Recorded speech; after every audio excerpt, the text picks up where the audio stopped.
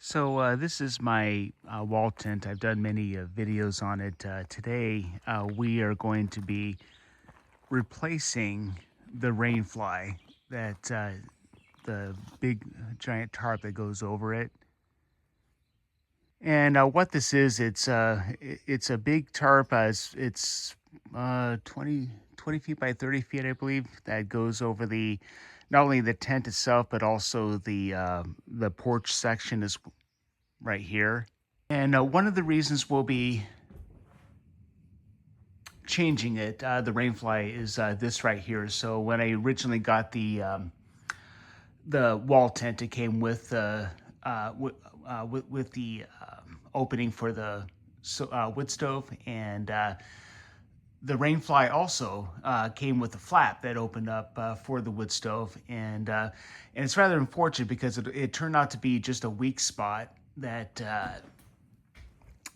let in a lot of rain and moisture. The leaves collected. As you can see, it breached the tent right there. Right now, it's temporarily covered. The reason that this section is dark is there's a blue tarp folded over and temporarily covering this up to this breach right here. But all that's going to be taken out. It's going to be replaced with a tarp that has no flap for a stove jack at all. So it's just going to be one continuous rainfly to cover everything. And so there won't be any breach in it any longer. And this is the rainfly I'll be using. Got it on Amazon. It's about $100.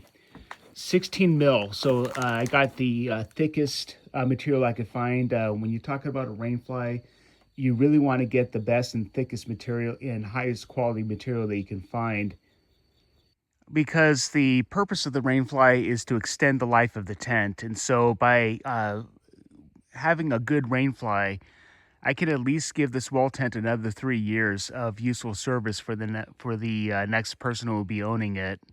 And so the first step will obviously be removing the old rainfly that's tied together by, as you can see, several guide ropes. It's actually tied directly to the foundation there.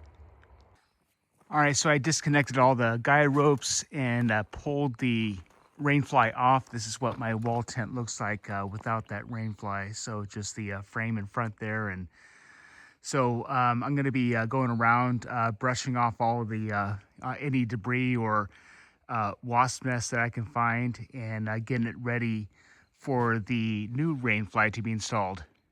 All right, so I have the tarp laid out just to verify that, yes, it is indeed big enough to cover the entire frame. And so we'll be doing that. Now begins the slow and torturous process of getting this over the top of the tent by myself. But that's how I do everything around here, by myself. So how is it that you do a project like this when you're by yourself? Well, you need to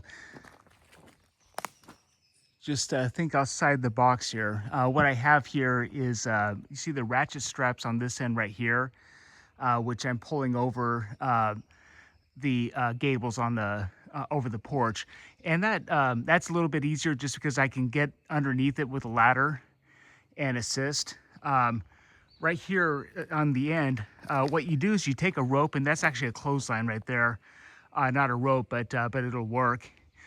You take something like that, tie something very heavy to it, toss it over, and then anchor it to the corner there and begin pulling it over. And so that's really how you do it. It's slow. It takes some time, takes a lot of adjustment, it takes a lot of going back and forth.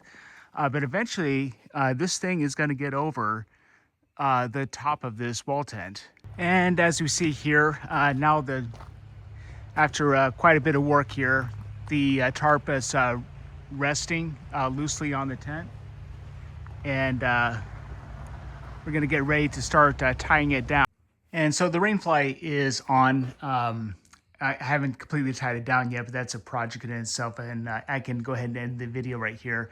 As you can see right here, where that blue tarp used to be, now you just have the rainfly, but that's going to give it plenty of protection so that no more damage happens to this section. So I would never again get a wall tent with a stove jack like that, just because it's, I don't know. There's just no way to to do that long term, and so that was kind of a mistake on my part. But with the new Rainfly, this should last quite a bit longer. So we'll go ahead and end the video here. But look at that, isn't that beautiful? Brand new Rainfly over the entire thing. That's gonna last a while.